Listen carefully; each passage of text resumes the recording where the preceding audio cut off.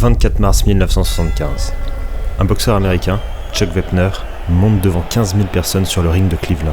Il n'est même pas pro à l'époque, c'est un simple négociant en alcool. Pour le combat du jour, il est annoncé vainqueur à moins de 10%. Et pour cause. Son adversaire du jour, c'est le célébrissime Mohamed Ali. Pour lui, ce combat, c'est qu'une formalité, un échauffement, rien de plus. Quelques rounds de plus, il est champion du monde à l'époque après tout. Et, spoiler alerte, Ali finira par gagner. Après 15 rounds. En ayant été envoyé au tapis au 9e round.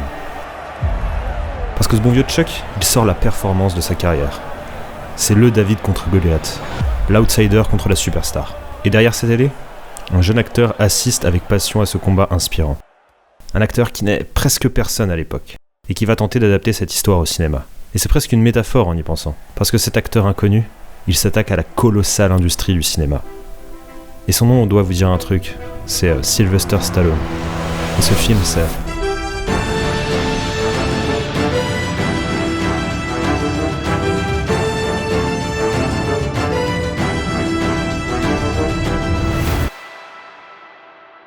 Ok, commençons par le début.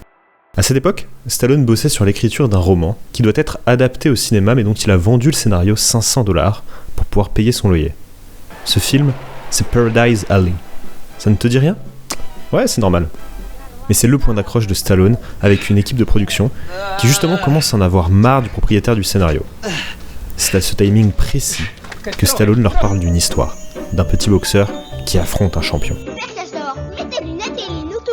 L'équipe de prod accepte de lire le scénario, que Stallone n'a bien sûr pas du tout à l'heure actuelle. Il se munit de son meilleur stylo bic, son cahier à spirale, et sort un scénario en 3 jours et demi. Ouais, c'est exactement toi et moi 2 jours avant un examen. Mais c'est suffisant pour avoir la moyenne. On lui accorde un petit budget, ridicule même si on le compare à celui d'autres films de la saga, $1 million. Ça te semble beaucoup ? Pirates des Caraïbes, La Fontaine de Jouvence, a coûté 411 millions de dollars. Ça fait 3 millions la minute, 1 million les 20 secondes. Même en considérant l'inflation, 1 million pour un film, c'est du coup ridicule. It cost about $1 million, in fact. Well, it came in at $960,000, which is what a good toothpaste commercial cost in the United States, really. Mais en même temps, mon bon Sylvester, à l'époque, t'es personne. Donc en fait, c'est déjà pas mal 1 million. Surtout que Stallone a été si convaincant auprès de ses producteurs qu'ils veulent une vraie star pour le rôle de Rocky Balboa. Mais Stallone, il a encore en tête son précédent scénar revendu pour $500, donc il refuse de vendre son scénario. Du moins tant qu'il n'a pas la certitude d'avoir le rôle principal, parce qu'il croit en ce projet. I mean, they liked the script, but they were so desperate not to have you that they kept offering you increasingly large sums of money to go away, didn't they? Right, it went up to about $265,000. Not to appear in the film. Right, to stay away, to get off my lawn, boy.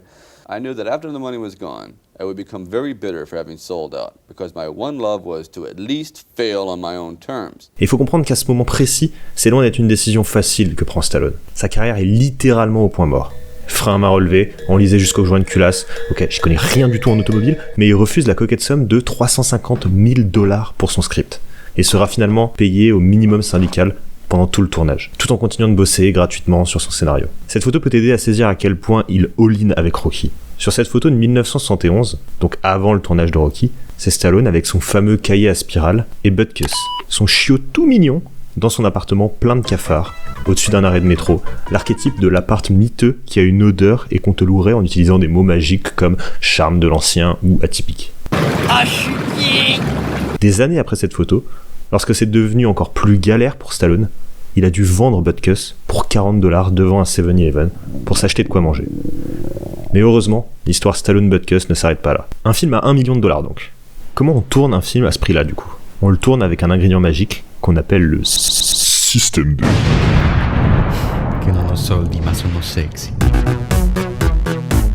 Déjà tu te débrouilles pour torcher ça au plus vite. Parce que le temps, c'est de l'argent, donc par contraposé, pas d'argent égale pas de temps. J'aurais finalement fait quelque chose de cette licence de maths. Le tournage a duré 28 jours. C'est genre un petit mois de février. Donc pendant 28 jours, le film a été tourné en mode guérilla style. Pas d'autorisation de tournage, peu d'équipement.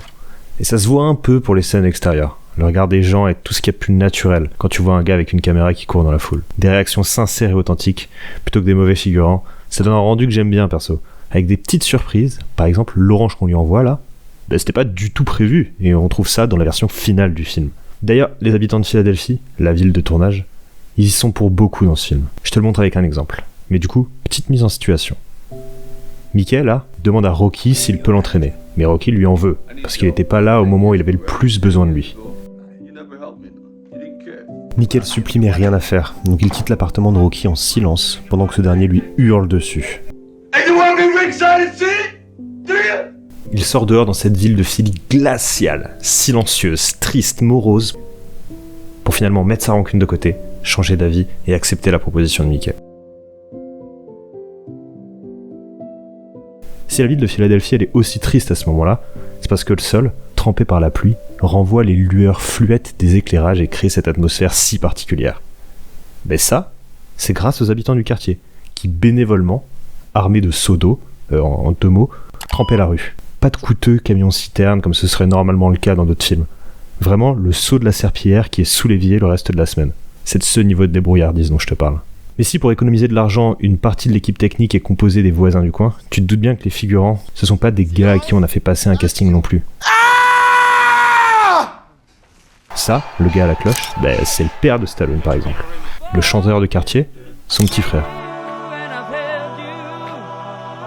Et ça, attends, c'est juste Buck-Tuss en fait, le chien dont je te parlais tout à l'heure, quelques mois après qu'il l'ait vendu pour 40 balles. Je t'avais dit que l'histoire s'était pas terminée là.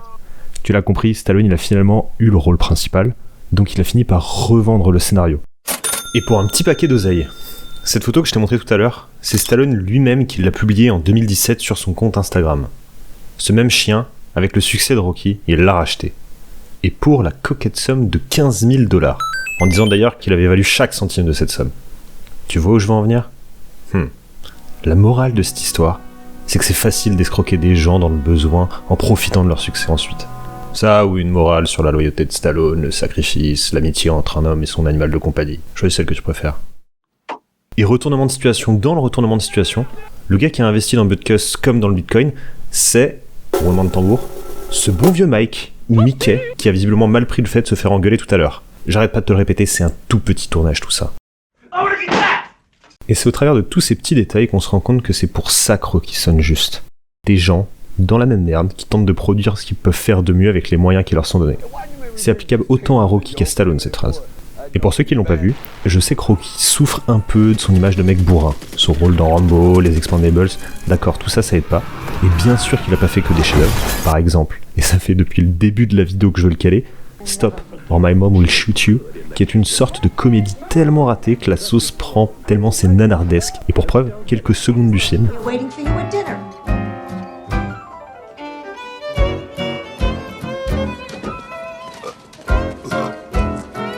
Mais là, on parle d'un Stallone d'une autre époque. Rocky, c'est pas un film d'un gars qui éclate des arcades, même si ça arrive, ça parle de tellement plus que ça.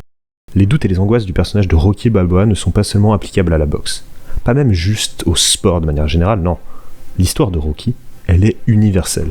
On est tous des Rocky en puissance. Cette histoire, elle parle à tout le monde, même à moi au moment où j'écris cette vidéo. Elle parle aux gens qui se lancent dans un domaine en ayant la volonté de montrer qu'ils sont plus que ce qu'elles donnent l'impression d'être. Ne pas faire les choses à moitié, ne pas être l'ombre de ce que l'on aurait pu être en se donnant corps et âme à un projet, plutôt que d'avoir des regrets et de se dire qu'on aurait pu faire mieux. C'est un film fédérateur sur le dépassement de soi en fait. La preuve ? La fin du film est une victoire pour Rocky. Pas parce qu'il gagne sur le ring, il perd d'ailleurs contre le champion Apollo Creed. Et c'est pas un spoiler, calme-toi, le film il a 48 ans. Perdre ou gagner sur le ring, ce n'est pas ce qui importe ici.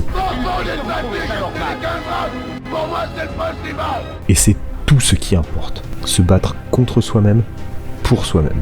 Et c'est ce que Sylvester, tout autant que Rocky, a fait. Se battre pour soi-même. Atteindre le sommet en partant des quartiers crasseux de Philly. Sauf qu'en l'occurrence, il a gagné son pari. 1 million de $, vous vous en souvenez ? Au box-office, c'est 225 millions de $ au niveau mondial. Le 7e meilleur retour sur investissement de l'histoire du cinéma. C'est 3 Oscars, meilleur film, meilleur réal, meilleur scénar, un Golden Globe, en tout 20 récompenses, et ça propulse Stallone au rang de star mondiale du cinéma.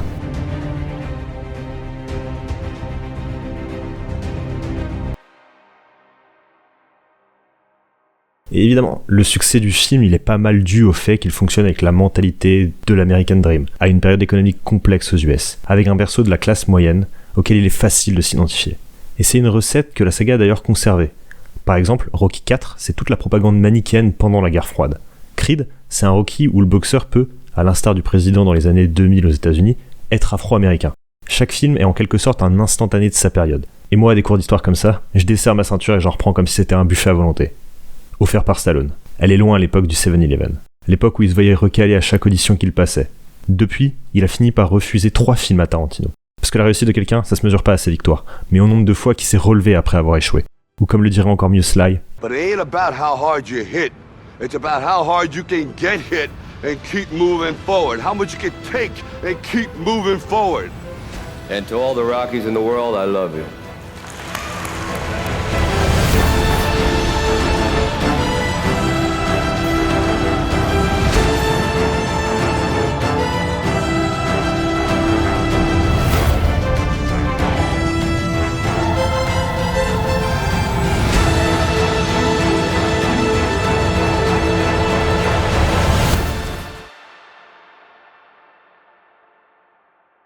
Voilà, bon bah j'espère que t'as passé un bon moment. Moi ça a été un régal de passer plus d'1 minute à raconter une histoire, même si ça m'a coûté quelques nuits blanches. Bon, les affaires de monétisation de vidéos, quand on parle de ciné, c'est un peu comme pour la musique. Donc si tu veux participer à tout ça, le classique like, partage, commente est toujours la base de ce qui fait vivre une chaîne YouTube. Et pour mes nuits blanches, si tu veux me payer un petit café, je te mets un lien dans la description. Bye!